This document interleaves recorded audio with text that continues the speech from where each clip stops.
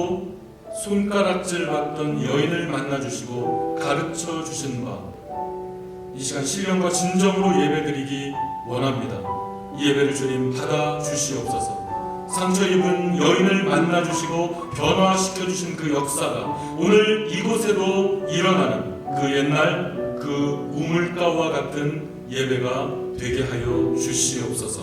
예배 시험을 주님 두 손에 의지하옵고 감사하오며 예수 그리스도 이름으로 기도하옵나이다.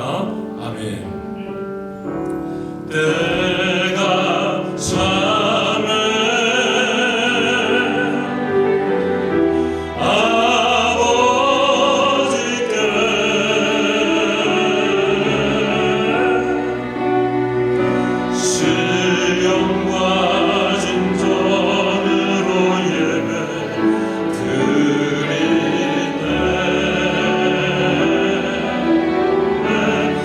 내가 참을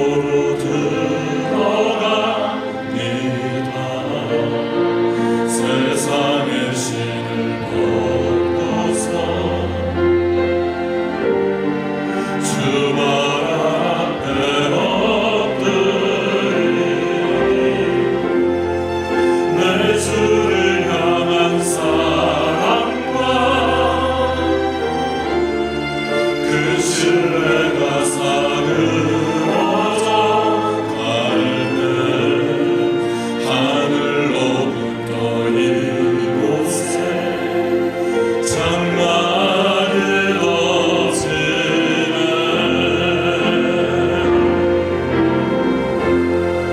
이곳을 덮으소서.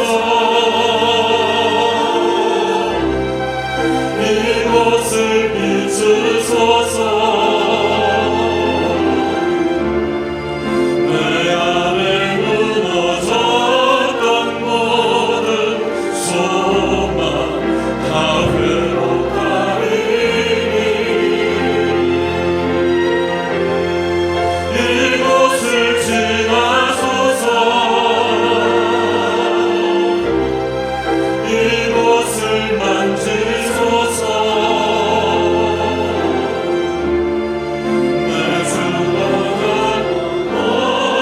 모든 예배 다 살아나리라.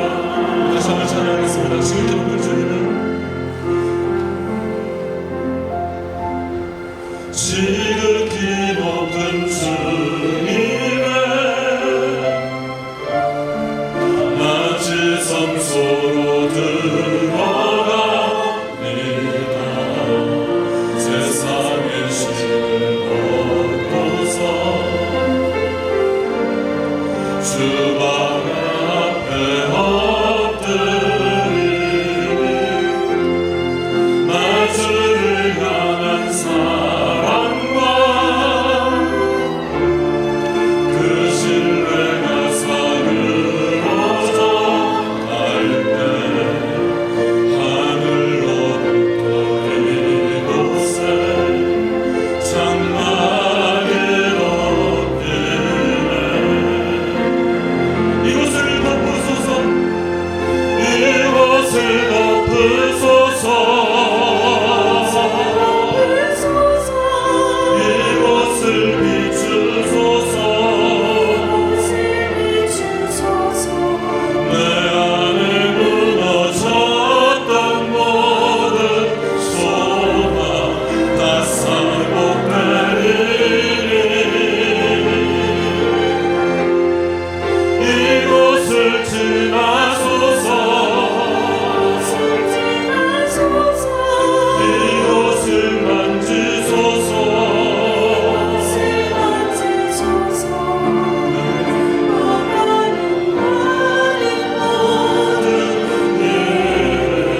다 살아나리라.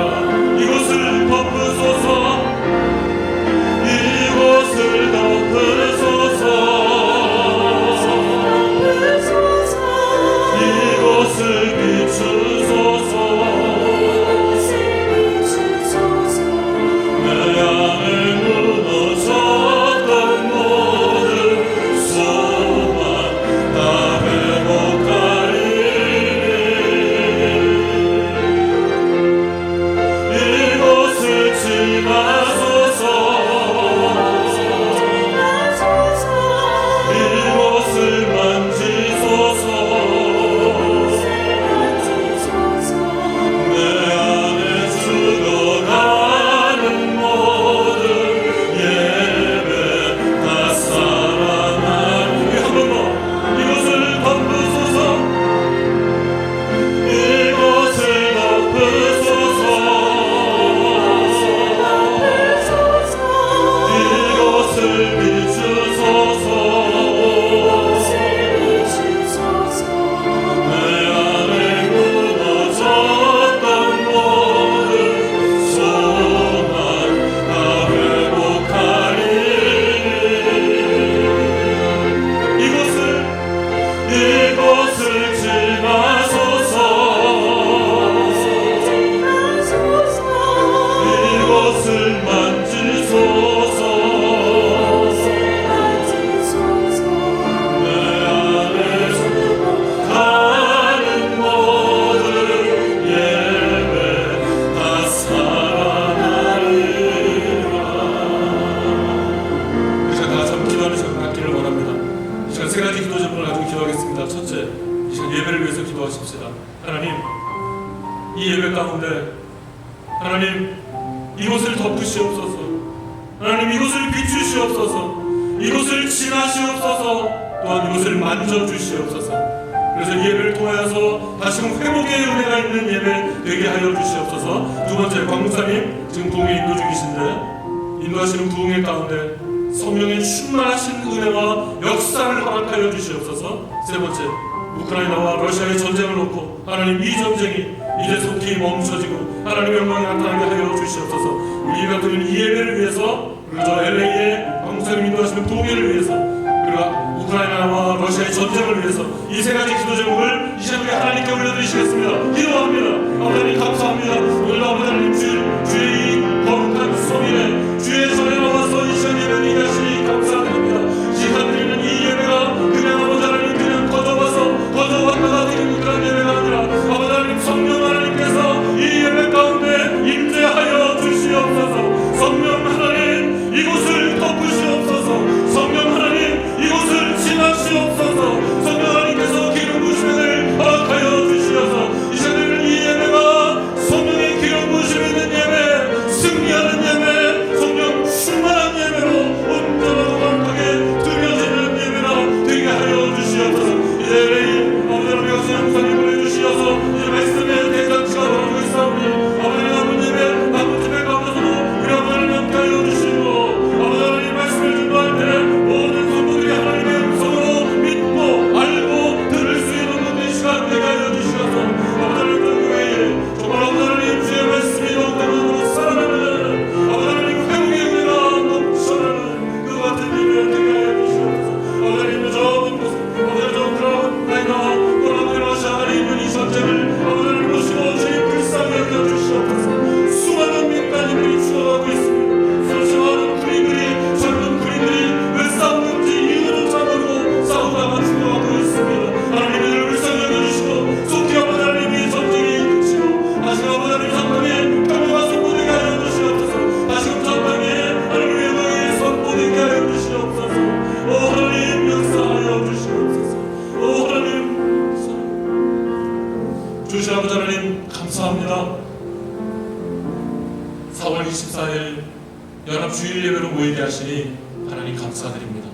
이 시간 저희들이 드리는 이 예배가 처음부터 마지막 순간까지 우리 주님을 영화롭게 하고 또한 예배를 통해서 주님과 만남이 있는 주의 말씀이 공평하게 선포되어지는 그와 같은 예배 되게 하여 주시옵소서. 이 시간 모든 것을 주님 뜻을 의지하옵고 감사하오며 예수 그리스도 이름으로 기도하옵나이다. 아멘. 할렐루야. 자, 여러분 광고 말씀 먼저 드리겠습니다. 이번 광고 보시면 새가족반치 13기 세 번째 모임, 마지막 모임이 아직 남아있는데 오늘과 그리고 다음 주간 모임은 휴강하겠고요. 마지막 세 번째 시간은 5월 8일에 다시 속개되도록 그렇게 하겠습니다. 기억하시기 바라고요. 4번 광고 보시면 생명의 삶 3기와 생명의 삶 4기가 이번 주까지 이렇게 휴강하게 되겠고요. 그래서 5월 되면 5월부터 다시 생명의 삶 3기, 4기 계속되도록 하겠습니다. 같은 시간, 같은 요일, 같은 곳에서 계속되겠습니다. 그리고 6번 광고 보시면 여러분 주보 속지를 나눠드렸습니다. 속지를 보시면은 여러분 부모님들을 어버이 주일에 초대하시라고 초대장 속지를 나눠드렸습니다. 그걸 가지고 여러분 부모님들 좀 초대하셔서 어버이 주일이 더욱더 풍성하게 찰 수 있도록 도와주시고요. 그리고 여러분 그 초대하시는 부모님들 사인업 하실 수 있도록 밖에 보시면 사인업 용지를 준비해 놓았습니다. 여러분 보시고 사인업 페이퍼에 여러분 초대하시는 분들, 초대하시는 부모님들 성함을 써주시고 기록해 주시기를 부탁드리겠습니다. 그리고 7번 마지막 광고, 곽 목사님께서 지금 출타 중이신데요. LA 가스 패밀리 교회에서 이미 두 번째 날 집회를 마쳤고요. 오늘 예배가 세 번이나 있습니다. 1부 예배, 2부 예배가 있고요. 그다음에 오후까지. 집회 내용은 두 가지 내용인데 예배 횟수는 오늘 3번 드려집니다.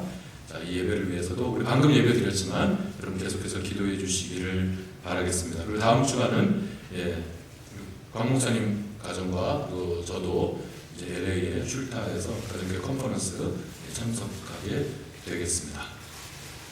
자, 이제 하나님 주신 말씀을 오늘 읽겠는데요. 오늘 본문이 좀 깁니다. 오늘은 본문 말씀이 좀 길어서요. 앉으셔서 함께 합독하도록 하겠습니다. 누가복음 24장 13절에서 27절까지 말씀. 제가 가진 성경은 신약성경 135페이지입니다. 누가복음 24장 13절에서 27절까지 말씀을 우리 다 같이 합독하시겠습니다. 제가 먼저 홀수절을 읽으면 여러분 짝수절을 읽겠고요. 제일 마지막 절은 우리 다 같이 27절은 다 같이 읽겠습니다. 자, 제가 먼저 읽겠습니다. 마침 그날에 그들 가운데 두 사람이 예루살렘에서 한 30리 떨어져 있는 엠마오라는 마을로 가고 있었다. 그들이 이야기하며 토론하고 있는데 예수께서 가까이 가서 그들과 함께 걸으셨다. 예수께서 그들에게 물으셨다. 당신들이 걸으면서 서로 주고받는 이 말들은 무슨 이야기입니까? 그들은 침통한 표정을 지으며 걸음을 멈추었다.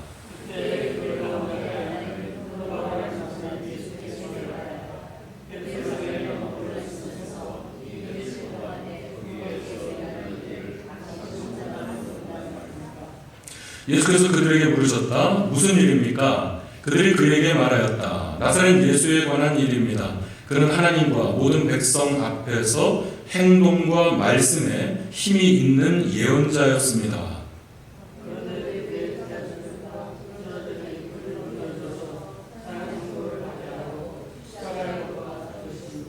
우리는 그분이야말로 이스라엘을 구원하실 분이라는 것을 알고서 그분에게 소망을 걸고 있었던 것입니다. 그뿐만 아니라 그런 일이 있은 지 벌써 사흘이 되었는데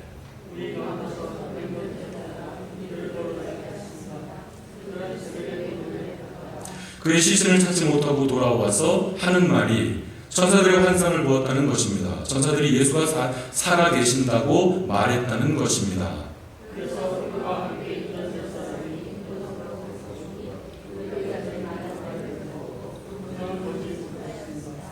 예수께서는 그들에게 말씀하셨다. 어리석은 사람들입니다. 예언자들이 말한 모든 것을 믿는 마음이 그렇게도 무디니 말입니다.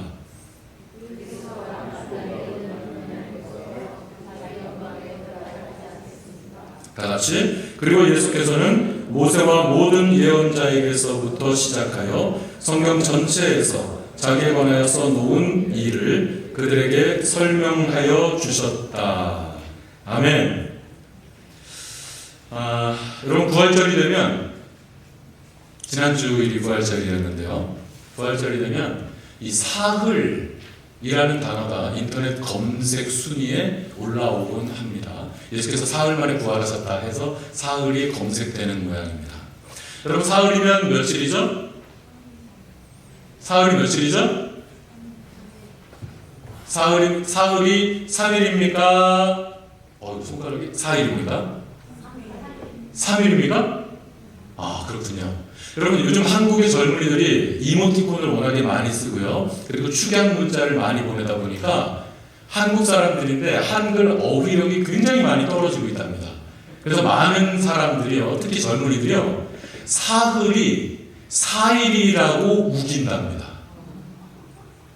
아니 3일이면 3일이라고 해야지 사흘인데 왜 3일입니까? 라고 따진대요. 약간 어처구니 없죠. 예? 그 정도로 많이 이렇게 어휘력이 딸린다고 하네요. 여러분 사흘은 3일입니다. 예, 다행히 여러분 중에는 헷갈리시는 분들이 없는 것 같아서 다행입니다.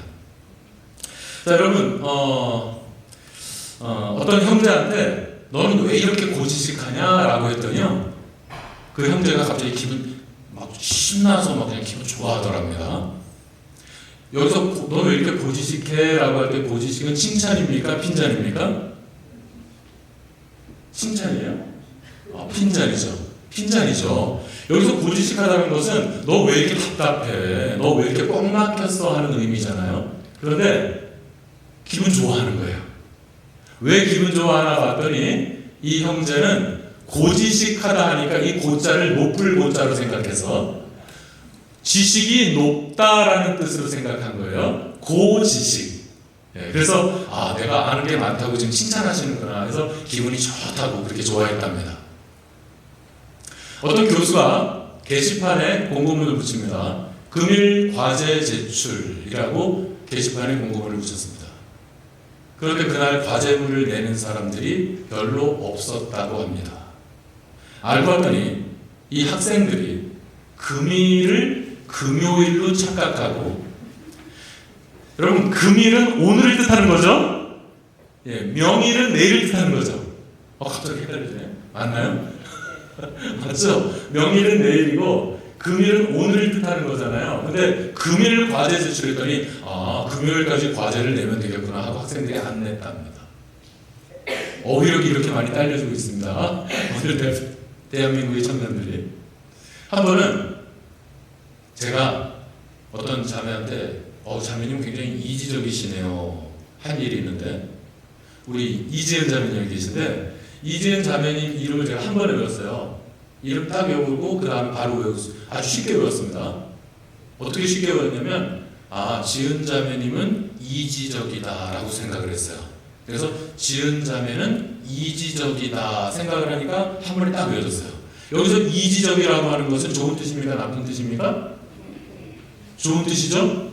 이지적이라고 하는 것은 이성적이고 지혜롭다라는 뜻입니다.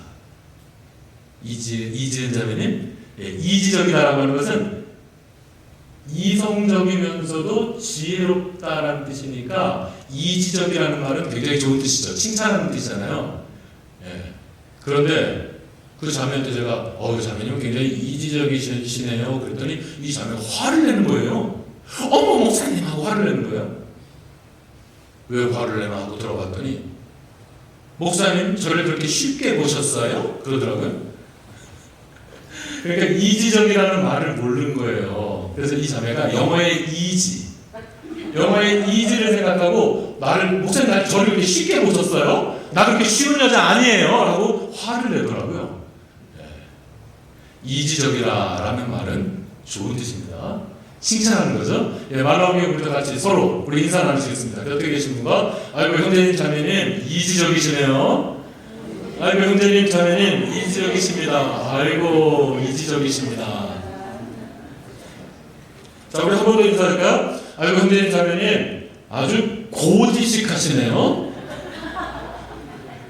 인사하세요. 아이고 장로님 아주 고지식하시네요. 이걸 하셔야죠. 이걸 안 하면 핀잔입니다. 고지식하십니다. 네, 감사합니다. 자, 오늘 본문으로 한번 들어가 볼까요? 오늘 본문에 보니까 13절에 자, 그날이라는 표현이 나오고 있습니다. 오늘 본문을 보시면 13절에 그날. 이 그날은 어떤 날일까요? 이 그날은 어떤 날일까요? 이 그날에 대해서 한번 살펴봤으면 좋겠는데, 이 그날에 대해서 알기 위해서는 우리가 1절 말씀부터 볼 필요가 있습니다. 자, 여기 보시면 1절에 보면, 오늘 우리는 1절에서 12절까지 말씀 읽지 않았습니다. 1절에 보면은요, 일의 첫날 이른 새벽에 하면서 말씀이 나오고요. 여기 보니까 일의 첫날이라고 하는 표현이 있습니다. 일의 첫날은 언제입니까? 일의 첫날은 언제죠? 일회니까 7번째 날 다음 날입니다. 그럼 언제요? 일주일의 첫날이 되는 거죠? 이거 우리 쉬운 성경이에요. 이것도 힘들어하시면 안 되는데. 일의 첫날이니까요. 7번째 날 다음 날입니다. 그러니까 언제요? 썬데이죠. 월요일이 아니고. 일주일의 첫날은 썬데이, 주일입니다. 주일이 첫날인 거죠. 그렇죠, 여러분? 자, 그러니까 일의 첫날은 썬데이입니다. 썬데이. 그리고 7절에 보면은 인자는 반드시 주인의 손에 남겨가서 십자가에 처형되고 사흘째 되는 날. 여기 있는 사흘째 되는 날은 언제입니까? 여러분 죄송한데요. 제가 자켓을 좀 벗어야 될 것 같습니다. 땀이 자꾸 나서 여기서 지금 안개가 서려서 안개가 서려서 여러분을 지금 볼 수가 없는데 굉장히 덥네요.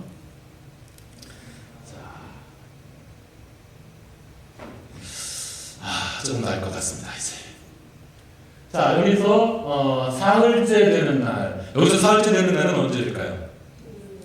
네? 수요일. 자, 보시죠. 예수님께서 언제 십자가에 달리셨습니까? 십자가에 처형되신 날이 언제입니까? 금요일이죠. 그리고 사흘째 되는 날입니다. 언제입니까? 썬데이. 주일인 거죠.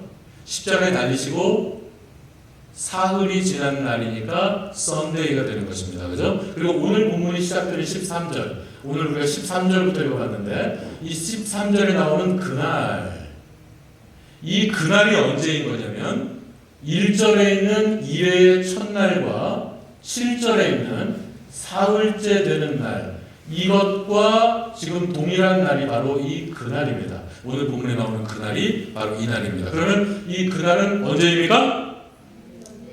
썬데이. 썬데이인데 특별히 어떤 썬데이입니까? 예수님께서 십자가에 달려 가셨다가 다시금 살아나셨던 그 역사상, 인류 역사상 처음으로 예수님께서 부활하셨던 바로 그 첫 번째 부활의 날. 예? 그러니까 첫 번째 부활절 날이 바로 이 그날인 거죠. 그렇죠? 자, 이제 여러분 분명히 아셨습니다. 이 그날은 바로 첫 번째 부활절 날이 되는 것입니다. 그러면 바로 이 그날 어떤 일이 있었는지 우리가 좀 더 알아보도록 하겠습니다. 오늘 본문에 보니까 이 첫 번째 부활절에 예수님의 제자들 가운데 이 두 사람 중에 한 사람의 이름이 나오고 있죠? 누굽니까? 글로바라고는 그 이름이 나오고 있습니다. 그러니까 이 글로바 외 일명, 이 두 명의 제자들이 예루살렘에서 한 30리 정도 떨어져 있는 엠마오라고 하는 마을로 가고 있었다고 13절에 기록되어 있습니다. 여러분, 이들은 왜 엠마오로 가고 있었을까요? 이들은 지금 왜 엠마오로 가고 있죠? 자신들이 믿고 따르던 예수님께서 십자가에 못 박혀 죽으시고 큰 두려움이 생겼을 것입니다. 그래서 실제로 제자들은 예수님이 잡히셨을 때, 예수님께서 돌아가시기도 전에요, 예수님께서 잡히시던 날 밤 이미 제자들은 두려웠어요. 아이고, 예수님 곁에 있다가 우리도 그 불똥이 우리한테까지 튀겠다라는 그런 염려가 있었겠죠. 예수님이 잡혀가시던 그날 밤에 제자들은 전부 다 뿔뿔이 흩어져 버립니다. 전부 다 도망가 버렸어요. 우리도 예수님처럼 잡힐까봐, 우리도 예수님처럼 투옥될까봐, 우리도 예수님처럼 고문당할까봐, 우리도 예수님처럼 죽을까봐, 여러분, 이 제자들은 전부 다 뿔뿔이 흩어져서 도망을 갔습니다. 심지어 예수님의 수제자라고 할 수 있는 베드로까지도, 여러분, 이 바로 전날 밤 베드로가 뭐라 그랬죠? 예수님한테, 예수님, 저는 어떤 일이 있을지라도 예수님을 떠나지 않겠습니다. 저는 어떤 일이 있어도 주님을 부인하지 않겠습니다. 주님을 배신하지 않겠습니다라고 호언장담했었죠. 바로 전날 밤에, 뭐 한 달 전, 두 달 전에 있었던 일이 아닙니다, 여러분. 그랬던 베드로, 게다가 또 베드로는 터프가이 아닙니까? 예수님 잡으러 딱 왔더니 그냥 칼을 촥 뽑아서 그냥 말고라는 사람의 귀를 촥 내버리지 않습니까?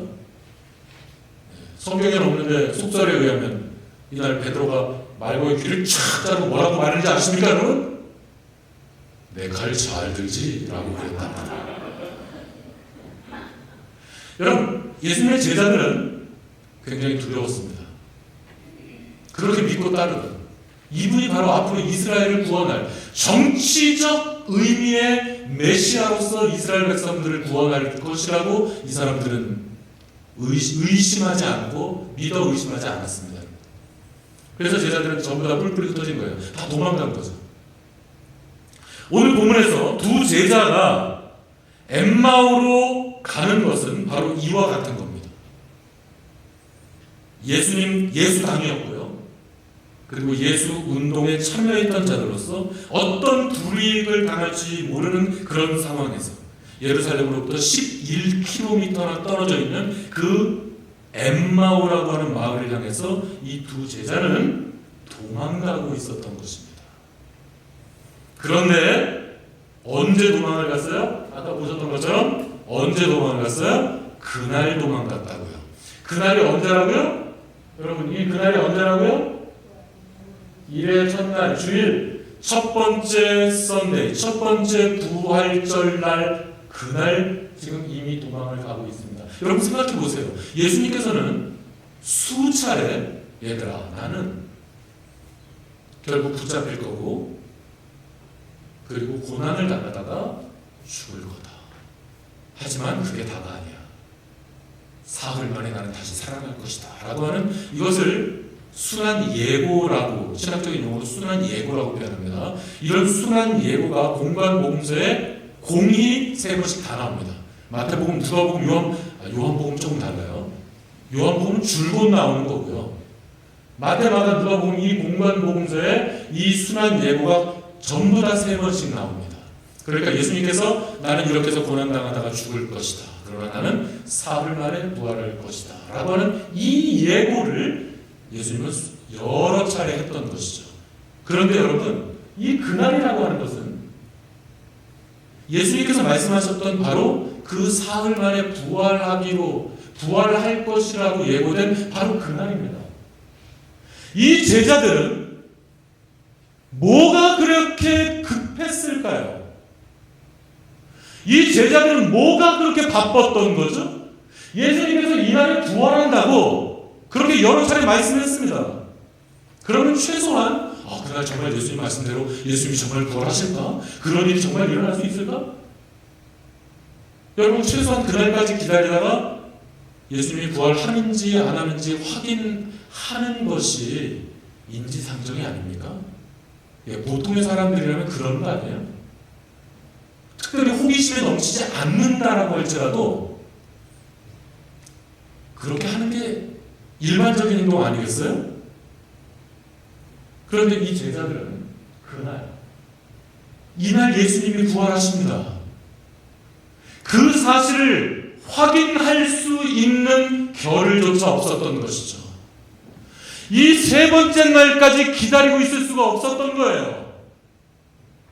3번째 날까지 기다리다가는 자기들까지 붙잡혀 갈까봐, 투옥될까봐, 매맞을까봐, 죽을까봐 두려워서 걱정돼서 기다릴 수가 없었던 것입니다.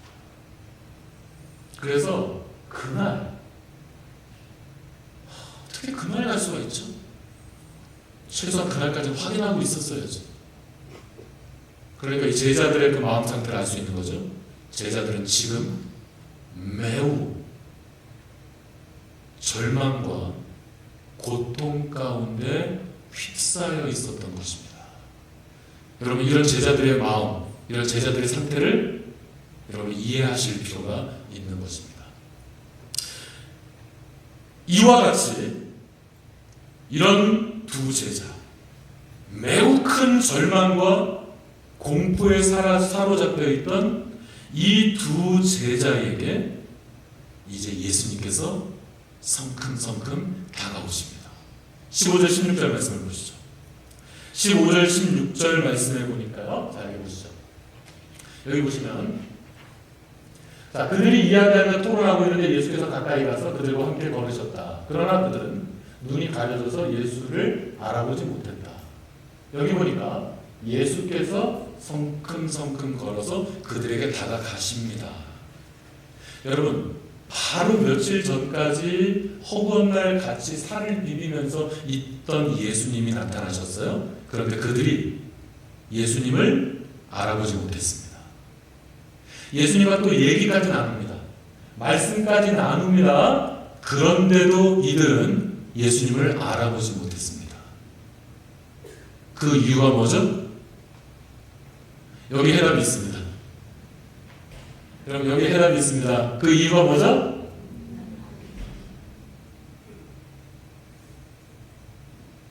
여러분 예수님은 3년 6개월 동안 공생의 기간을 거치면서 제자들을 아주 지근거리에 두시고 함께 먹고 마시면서 제자들을 가르치셨어요. 이렇게 예배 시간에만 함께 있는 게 아니었습니다. 어디 저기 산상 집회가 있을 때, 저 손상 집회가 있을 때 그때만 제자들을 가르치셨던 게 아니에요. 허구한 날 함께 몸을 비비면서 함께 먹고 마시면서 이 제자들과 3년 6개월 동안 있었거든요. 그런데 예수님이 바로 곁에 와 계시고 지금 말씀도 주고받고 하고 있는데 이 제자들은 예수님을 알아볼 수 없었어요. 왜냐하면 눈이 가려져 있어서. 여러분, 하나님께서는 종종 우리의 눈을 가리십니다. 우리의 눈을 종종 가리실 때가 있어요. 갑돌이와 갑순이는 한 마을에 살았더랍니다. 갑돌이와 갑순이는 둘이 서로 사랑을 했더랍니다. 그러다가 갑돌이와 갑순이가 드디어 결혼을 하는 날, 그 갑돌이가 하나님께 그렇게 얘기했답니다. 하나님, 너무 감사해요. 하나님, 갑순이가 너무 예뻐요. 갑순이가 정말 너무 예뻐요. 하나님, 너무 감사해요. 이런 갑순이를 주셔서 너무 감사해요. 그랬답니다. 그랬더니 하나님이 뭐라 그러시냐면, 에이, 그래야 네가 갑순이를 좋아하지. 그 정도 예뻐야 네가 좋아하지. 하나님 그러셨답니다. 그리고 며칠 후 다시 갑돌이가 하나님을 찾아와서 하는 말이, 하나님, 갑순이가 말이에요, 뭐 얼굴은 예쁘죠. 그런데 갑순이가요, 머리가 돌이에요. 말이 안 통해요. 답답해 죽겠어요. 그러니까 하나님이 하시는 말씀이, 그래야 갑순이가 널 좋아하지. 여러분, 이해하는 데 시간이 조금 걸리시는군요. 갑순이가 머리가 돌이니까 너 같은 걸 좋아하는 거야. 갑순이가 좀 똑똑하면 너를 좋아하겠니? 갑순이가 머리가 돌이라서 너 같은 거 좋아하는 거야. 그러니까 불평하지 말고 살아, 이런 뜻인 거죠. 하나님은 때때로 우리의 눈을 가리실 때가 있습니다. 그래서 하나님이 눈을 가리셔서 누군가를 좋아하게 되고 사랑하게 되고 결혼까지 하는 것 같습니다. 그게 그러니까 어차피 하나님이 눈을 살짝 가리셨기 때문에 좋아하고 결혼까지 한 거예요. 그러니까 우리는 뭐 조금 부족해 보이고 좀 연약해 보이고 좀 답답함이 있어도요, 우리는요 어차피 눈을 가려서 결혼한 거거든요. 그러니까 우리는 눈을 지그시 감고 늘 불쌍히 여기며, 예? 긍휼히 여기며 살아야 되는 이유가 바로 여기 있다라고 생각합니다. 그래서 우리 인생의 선배님들은 그런 말씀 하시더라고요. 결혼하기 전에는 눈을 크게 뜨고 결혼을 한 후에는 한쪽 눈을 감고 살아라. 그게 바로 이런 뜻인 것 같습니다. 그러면 우리는 뭐 불평할 거 없습니다, 여러분. 아, 저도 왜 불평이 없겠습니까? 제 아내가 결혼하기 전에 저도 얼마나 잘했는지 아십니까, 여러분? 예? 그런데 안동입시 호장공파 아이들을 둘을 낳은 이후에 갑자기 돌변해서 남편을 알리려고 발밑에 낀 떼모냥을 여길 때가 얼마나 많은지 모릅니다. 그러나 저는 항상 한쪽 눈을 시그시 감고 아내를 사랑하기를 내 몸과 같이 사랑하며 살아가려고 노력하고 있습니다. 여러분도 그와 같이 살아가시기를 예수 그리스도 이름으로 부탁드립니다. 하나님께서 때때로 이렇게 눈을 가리실 때가 있습니다. 실제로 성경 역사 가운데 이런 장면들이 수차례 나오죠. 구약 성경에도, 예, 그 소돔과 고모라에도 이런 일이 있었죠. 그리고 신약 성경에 내려와도 바울의 전도 여행 가운데 또 이런 일이 있었죠. 그렇죠? 하나님께서는 종종 우리의 눈을 가리십니다. 그러니까 그냥 한쪽 눈 감고 산다라고 생각하고 서로 용납하시기 바랍니다. 서로 용서하시기 바랍니다. 서로 이해하시면서 살아가시기를 바랍니다. 자, 근데 여기 잘 보시면 눈에 확 들어오는 장면이 또 있어요. 자, 한쪽 눈을 가리셔서 예수님을 지금 알아보지 못하고 있는데 그 전에 잘 보시면 그들이 이야기하며 토론하고 있는 그때 예수께서 가까이 가서, 여러분, 그들은 이 두 제자는 가만히 있었던 겁니다. 이 두 제자는 그냥 제갈 길을 가고 있었던 거예요. 어떤 짓도 안 했어요. 그런데 예수님께서 먼저 다가가신 겁니다. 여러분 생각해 보시죠. 여러분 생각을 해 보십시오. 지금 이 제자들은 정말 나쁘끄러운 짓을 한 거예요. 예수님, 예수님 하고 그렇게 쫓아다니다가 예수님이 붙잡히는 날 그냥 도망을, 걸어만 나서려고 다 도망을 갔거든요. 이런 겁쟁이들이 세상에 없어요. 이런 배신자들이 세상에 없습니다. 이런 허접한 인물들이 세상에 없어요. 그런데 예수님께서 먼저 다가가신 거죠. 여러분 생각해 보십시오. 지금 주님은 이 허접한 두 제자들을 향해서 화를 내실 수도 있는 거예요. 이 두 제자들을 책망하실 수도 있는 것입니다. 여러분 이 두 제자들을 미워하실 수도 있고요. 이 두 제자들에게 실망해서 이 제자들을 그냥 포기하고 그냥 얼마든지 가버리실 수도 있는 거죠. 그런데 이 한심스러운 제자들을 향해서 예수님께서 먼저 다가가고 계십니다. 여러분은 어떻죠? 여러분 우리는 어떻습니까? 나한테 좀 잘못한 사람이 있으면, 나한테 좀 실수한 사람이 있으면 에이 저 인간 하면서 앞으로 나한테 찾아올 때까지 내가 꼴을 보나 봐라 뭐 이러면서 나한테 좀 섭섭하게 했거나 나한테 좀 못할 일을 하거나 이렇게 되면 우리는 바로 저 아무개가, 저 못돼먹은 아무개가 먼저 찾아와서 용서를 구하기 전에는 내가 얼굴을 보나 봐라. 먼저 찾아와서 무릎 꿇고 사과하기 전에는 내가 저 인간을 그냥 용서나 봐라. 여러분 이럴 때가 있지 않습니까, 여러분? 우리가 살아가는 모습은 그런 거 아니에요? 그런데 우리 예수님은 이 한심스럽게 그지없는 제자들에게 예수님이 먼저 다가오신 거예요. 저 한심스러운 인간 먼저 찾아와서 밀기 전에는 내가 앞으로는 안 볼 거야. 이런 세상 가운데서 우리 예수님께서는 먼저 다가오셨습니다.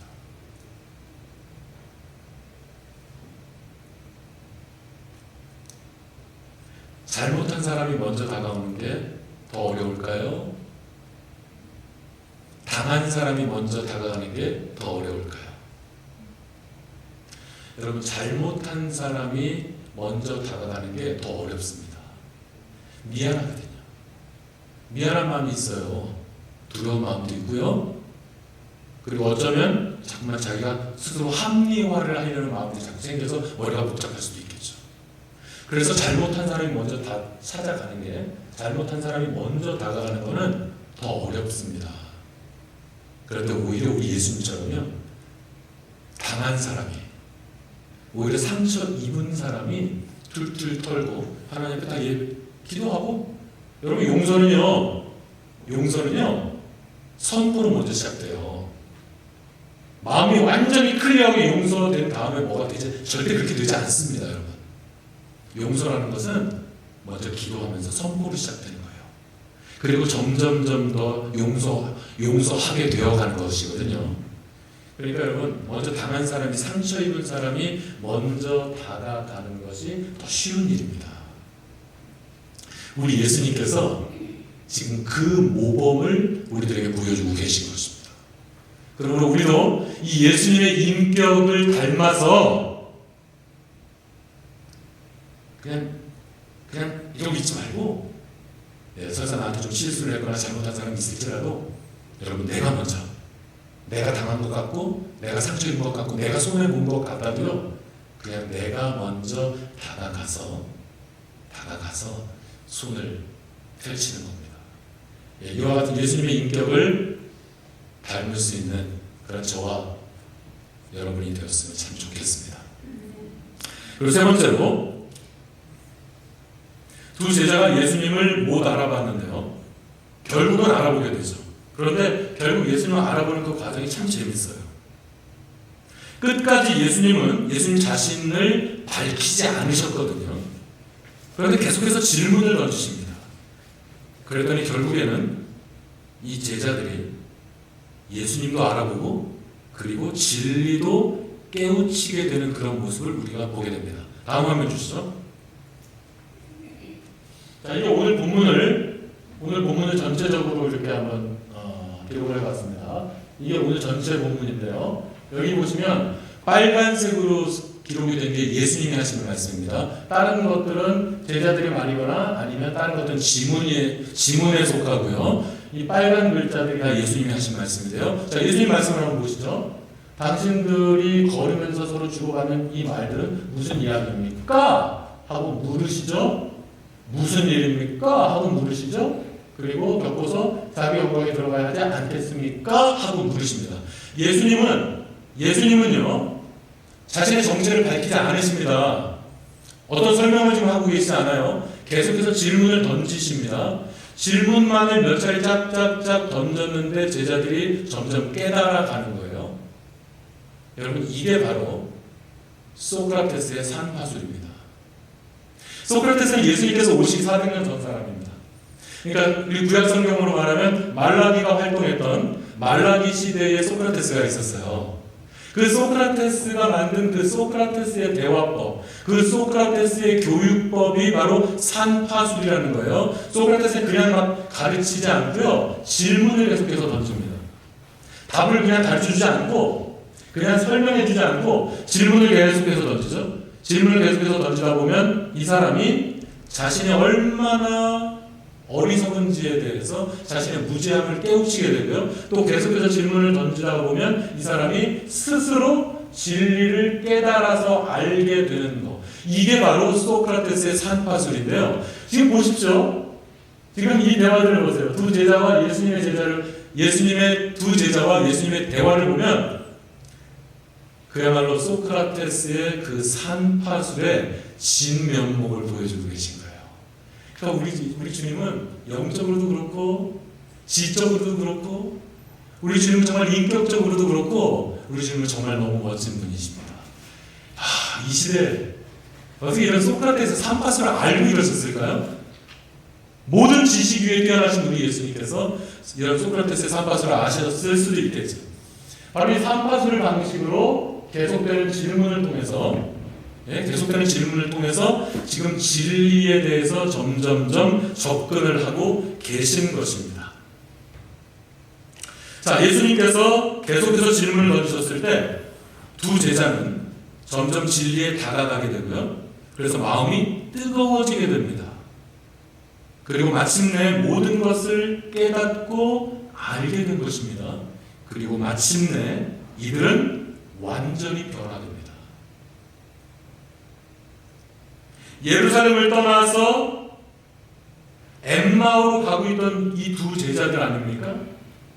그런데 이런 예수님의 계속되는 질문을 통해서 조금씩 깨닫기 시작하더니 이제 진리를 완전히 알게 된 이후에 예루살렘을 떠나서 엠마오로 가던 이 제자들이 방향을 완전히 바꾸어서 다시 예루살렘으로 돌아가게 됩니다.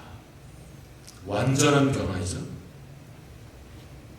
그런데 그 시간이 오늘 본문에 보면은요, 그 시간이 밤입니다.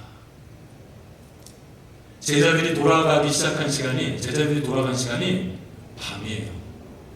이 밤이라고 하는 사실을 보면서 제가 또 깜짝 놀랐어요.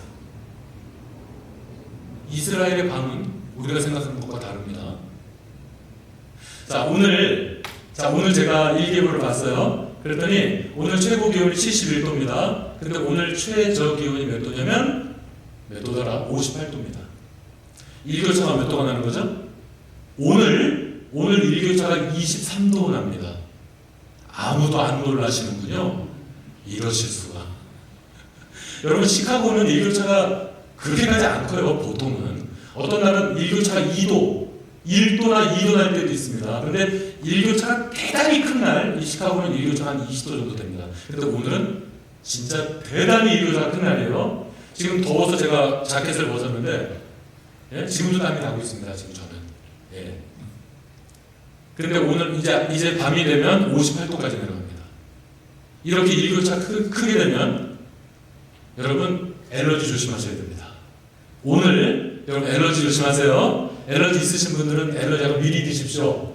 예? 감기 잘 걸리시는 분들은 오늘 감기 조심하세요. 오늘은 특별히 시카고의 일교차가 23도 나는 날이 정말 흔치 않습니다. 예, 감기 조심, 엘러지 조심. 제가 오늘 아침에 내일 이제 LA를 가야 되니까 LA의 일기예보도 확인했습니다. 지금 LA는 내일 최고 기온이 85도입니다. 근데 최저 기온이 엄청 낮아요. 일교차가 33도가 나더라고요. 엄청난 거죠. LA는 지금 더 심해요. 일교차가 더 심합니다. 그런데 바로 이 LA만큼 일계보를 제가 비교해봤어요. 이스라엘도 오늘 일계보를 제가 봤어요. 그랬더니 LA랑 거의 비슷합니다. 날씨도 그렇고 일교차도 그렇고 LA랑 거의 비슷합니다. 그러니까 이스라엘이라고 하는 나라는요, 일교차가 보통 막 2, 30도가 나는 거예요. 오늘도 일교차가 한 30몇 도가 난단 말이에요. 그런데 광야는 사막에 가면 그 일교차가 더 극심합니다. 그러니까 이게 무슨 말이냐면 낮에는 엄청 더운 거예요. 낮에는 여름인 거예요. 그런데 밤이 되면, 새벽이 되면 겨울인 거예요. 그러니까 여름과 겨울이 하루 동안에 그냥 연결이 됩니다. 그게 바로 이스라엘이에요. 그런데 여러분, 이 두 제자가 이제 엠마오로 가고 있었어요. 그런데 이제 부활하신 예수님을 딱 만나고 나서 완전히 변화된 거예요. 그래서 방향을 완전히 바꿔서 다시금 예루살렘으로 들어가게 된 그 시간이 바로 그 광야의 밤 시간이었다.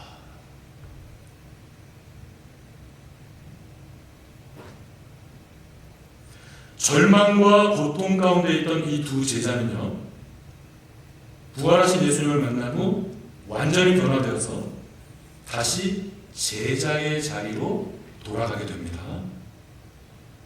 겁쟁이요, 배신자였던 이 두 제자는 이제 완전히 변화된 것입니다. 완전히 변화돼서 엄청난 추위를 무릅써야 하는 그 광야의 밤길을 걸어갔다라고 하는 것이죠. 광야의 밤길은 고난의 길이었습니다. 자신들이 앞으로 산산이 깨어지게 될, 자신들이 앞으로 산산이 깨어져서 죽어야 할 그 도시 예루살렘을 향하여서 지금 그 고난의 시간인 밤에, 그 광야의 밤 시간, 그 고난의 시간에 지금 예수님의 제자들이 걸어가고 있었던 것입니다. 저는 이것을 영적인 부활이라고 말하고 싶습니다. 대단히 절망하고 있던 두 제자가 부활하신 예수님을 만난 현장은 매우 드라마틱할 만큼 회복의 장이 되었습니다. 겁쟁이에서 두려운 것이 하나도 없는 그런 용맹한 하나님의 사도로 변화된 것이니까요. 이들의 행동과 이들의 태도는 이제 완전히 새로운 사람이 된 것입니다. 부활이 또 다른 부활을 낳은 그런 부활의 현장이라고 생각을 합니다. 이제 말씀을 맺겠습니다.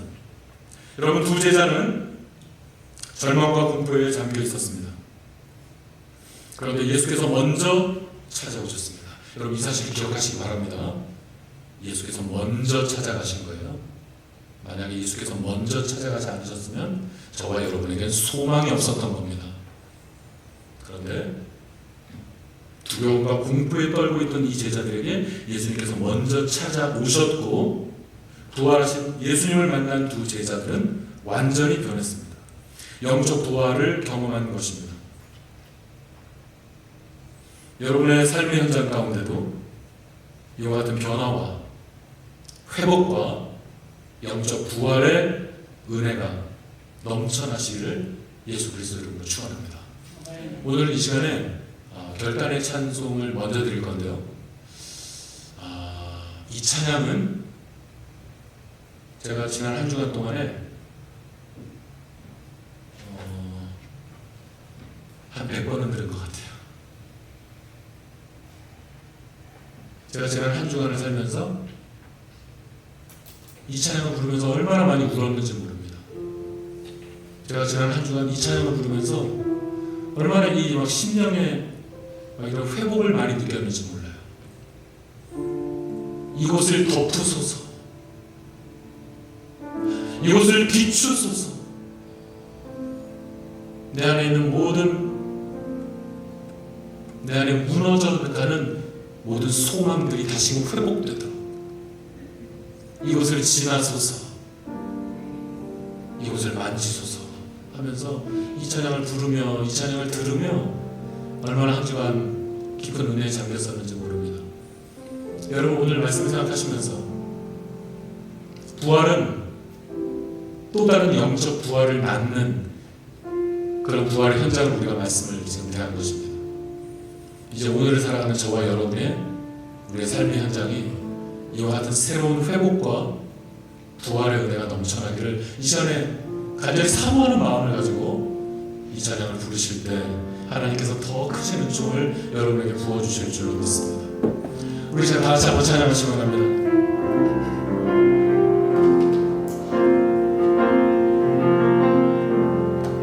지극히 높은 주님의 낮이 성소로 들어갑니다. 세상의 신을 벗고서 주 보좌 앞에 엎드리니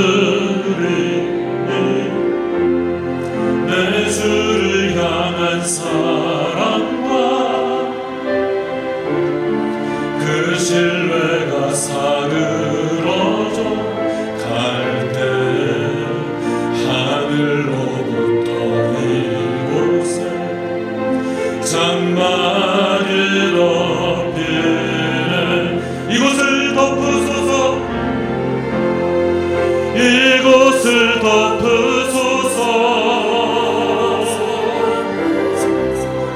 이곳을 비추소서.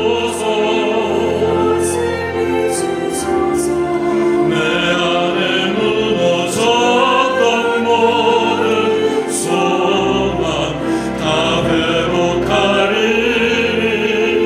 아멘. 이곳을 지나소서, 이곳을 만지소서. 내 안에 죽어가는 모든 예배 다 살아나리. 이곳을 덮으소서, 이곳을 덮으소서, 이곳을 비추소서. 내 안에 무너졌던 모든 소망 다 회복하리니. 이곳을 지나소서, 이곳을 지나소서, 이곳을 만지소서.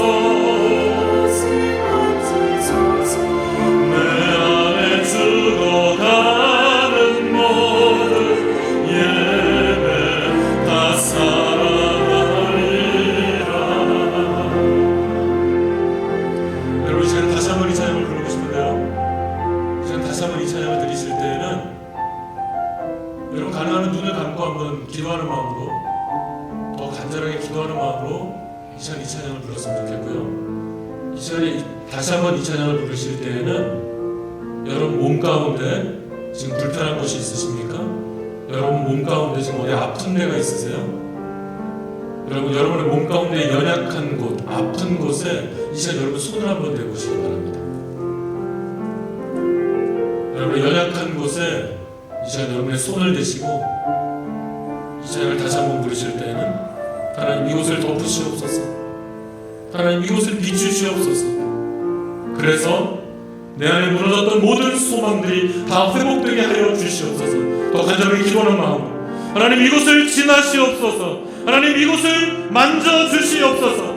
그래서 내 안에 죽어가는 이 모든 것들이 다시금 회복되는 은혜를 이 시간 허락하여 주시옵소서. 이 시간에 여러분의 아픈 곳, 여러분의 연약한 곳에 이 시간에 손을 대시고 우리 하나님 앞에서 우리 간절한 마음으로 기도하는 마음으로 우리 다시 한번 찬양하십시다. 지극히 높은 주님의, 지극히 높은 주님, 낮이 성소로 들어갑니다. 낮이 성소로 들어가니 세상의 신을 벗고서, 세상의 신을 벗고서 주 보좌 앞에 엎드리리 주 보좌 앞에 엎드리리 내 주를 향한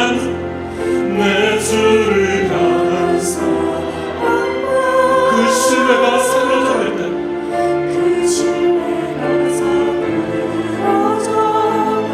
하늘로부터 이곳에 장막이 높이 이곳을 덮으시옵소서 이곳을 덮으소서 아멘 이곳을 비추소서 아멘 내 안에 무너졌던 모든 소망 무너졌던 모든 소망 다 회복하리 이곳을 지나소서 이곳을 지나소서 이곳을 만지소서 이곳을 만지소서 내 안에 죽어가는 내 안에 죽어가는 모든 다 새로 우리 다시 한번 찬양하십시다.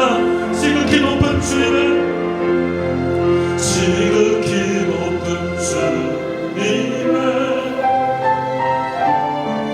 낮이 성소로 들어가니 세상의 신을 벗고서 주 보좌 앞에 엎드리니 주 보좌 앞에 엎드리니 나 주를 향한 사람과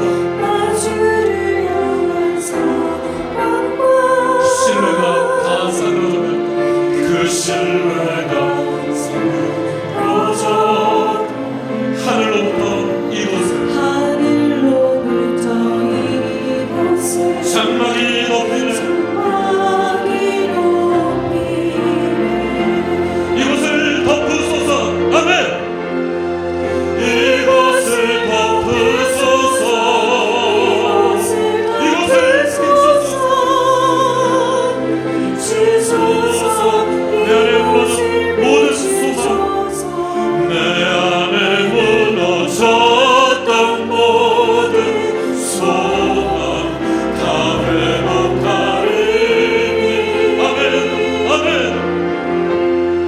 이곳을 지나소서 이곳을 만지소서 이곳을 만지소서 내 안에 죽어가는 모든 내 안에 죽어가는 모든 예배 다 살아나리 이곳을 덮으소서 아멘 이곳을 덮으소서 아멘 이곳을 비추소서 내 안에 무너졌던 모든 소망 무너졌던 모든 소망 다 회복하리니 아멘 이곳을 지나소서 아멘 이곳을 만지소서 아멘 만지소서 내 안에 죽어가는 모든 예배 다사 우리 더욱더 뜨거운 마음으로 더 간절한 마음으로 우리 다시 한번 찬양합니다. 이곳을 덮으소서 이곳을 덮으소서 아멘 이곳을 비추소서 내 안에 무너졌던 모든 소망 무너졌던 모든 소망 다 회복하리 이곳을 지나소서 이곳을 지나소서 아멘 이곳을 만지소서 만지소서 내 안에 죽어가는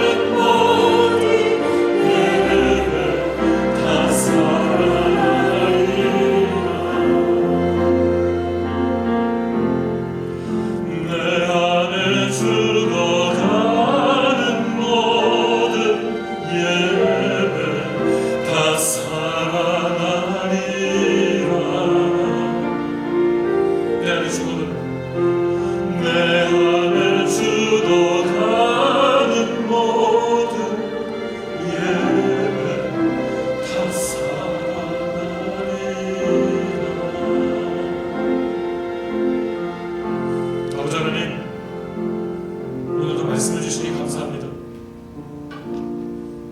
얼마나 고통이 컸던지, 얼마나 절망이 심했던지, 얼마나 소망이 없었던지, 예수님께서 부활하신다고 그렇게 여러 번 말씀하셨던 그날까지 기다리지도 못한 채 걸음 하나 살려라라고 하며 도망갔던 이 겁쟁이 예수님의 두 제자들이 부활하신 주님을 만났을 때, 우리 주님 만났을 때 그 인생이 완전히 변화되는 그 역사의 현장을 우리가 오늘 살펴보았습니다.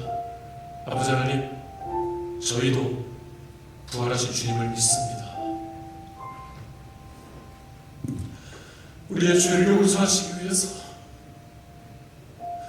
피 흘리시고 결국 죽으셨으나 지금 사흘 만에 부활하셔서 우리의 모든 죄와 허물을 용서하신 우리 주님, 우리 주님의 부활을 믿습니다.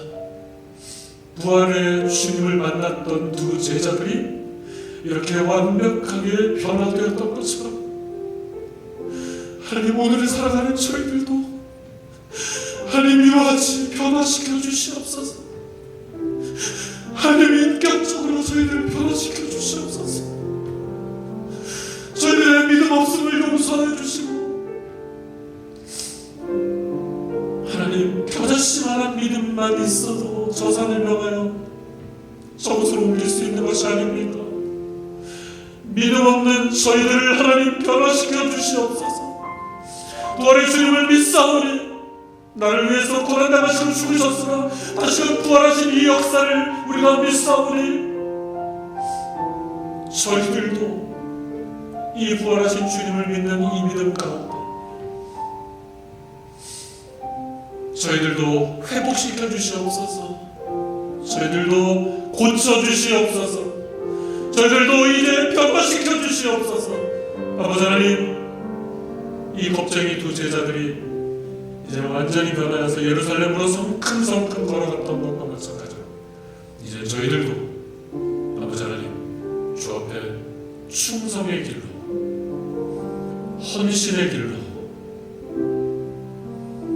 새 사람이 온전히 우리를 정철시키는 그런 길로 새롭게 나아갈 수 있도록 아버지 하나님, 저희를 오늘 새롭게 하여 주시옵소서. 저희를 고쳐 주시옵소서. 또한 우리 주님께서 불쌍히 여기셨을 때 모든 연약한 것들과 모든 병든 것들이 떠나갔더라 말씀하신 마태복음의 이 선포들과 마찬가지로 아버지 하나님, 이 시간 부활의 주님을 믿고 이 주님을 사모하는 마음으로 기도한 당신을 사랑하시는 권속들 가운데 있는 이 모든 육체적인 연약한 것들, 육체적인 이 모든 병든 것들, 아버지 하나님, 이 시간에 주님께 올려드립니다. 아버지 하나님, 낫게 하여 주시옵소서. 아버지 하나님, 회복시켜 주시옵소서. 이 시간 내가 나사렛 예수 그리스도 이름으로 명하노니 모든 연약한 것들은 떠나갈지어다. 모든 병든 것들은 나음을 입을지어다. 아버지 하나님, 내가 십자가의 맞으로 너희가 나음을 입었다 말씀하셨습니다. 의의 태양이 되시는 주님께서 치료하는 광선을 바라리라 말씀하셨습니다. 이 시간에 예배드리는 주의 권속들 가운데 이와 같은 치료하시는 광선을 바라시어서 모든 연약한 것들, 모든 아픈 것들, 모든 병든 것들마다 온전하여질 수 있도록 아버지 하나님, 이 모든 연약한 것들 하나님 만져 주시옵소서. 주님 믿습니다. 하나님 믿습니다. 감사하오며 주 예수 그리스도 이름으로 간절하게 기도하옵나이다. 아멘. 예, 오늘 예배가 조금 길어질 것 같은데 죄송하고요. 이제 봉헌하는 시간입니다. 오늘은 봉헌 찬송이 준비되어 있는데요. 예, 장로 목사님 앞으로 나와주시기 바랍니다. 나와주시고요. 이 시간에 봉헌 특송을 하실 때 봉헌, 상명제 봉헌해 주시기 바라고요. 또 여러분 준비하신 재헌신이나 세례나 예수명절이나 여러분 기도 제목 있으시면 앞에 나오셔서 재헌신 해주시기 바랍니다. 나오셔서 이제 특송해 주시겠습니다. 특송 중간쯤 될 때, 간주가 흐를 때 그때 봉헌해 주시기 바랍니다.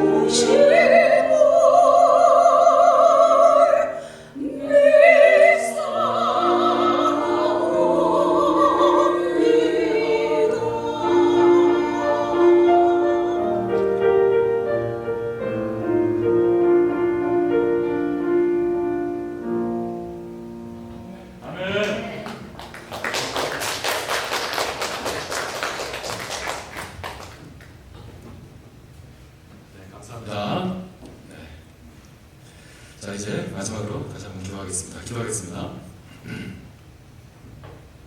이제 평화로운 마음으로 세상에 돌아가십시오. 이 한 주간도 여러분의 뜻과 정성을 다해 하나님을 사랑하시고 또한 이웃을 사랑하시기 바랍니다. 악한 것은 미워하시고 선한 것을 사랑하십시오. 먼저 다가가시고 영적 회복과 부활을 사모하십시오. 아무에게도 악을 악으로 갚지 말고 선한 일에 힘쓰시기를 바랍니다. 하나님께서는 여러분과 항상 함께 하실 것입니다. 주 예수 그리스도의 은혜와 하나님의 사랑과 성령의 교통하심이 오늘 주의 말씀을 받고 비록 이 땅 가운데서 실망스러운 일도 많고 때로는 절망에 시닫는 순간들도 있지만 부활의 주님을 만난 두 제자들이 완전히 변화된 삶을 살아가게 된 것과 같이 이 땅을 살아가는 나도 우리도 이제 부활을 믿고 부활의 주님을 만난 사람답게 더욱더 영적인 부활을 경험하며 또한 회복을 경험하며 승리하는 삶을 살기를 사모하고 돌아가는 당신의 사랑하는 권속들 머리 위에 이들의 자녀들과 이들의 건강과 이들의 경영 위에 지금부터 영원토록 항상 함께 계시기를 예수 그리스도의 이름으로 축원하옵나이다. 아멘.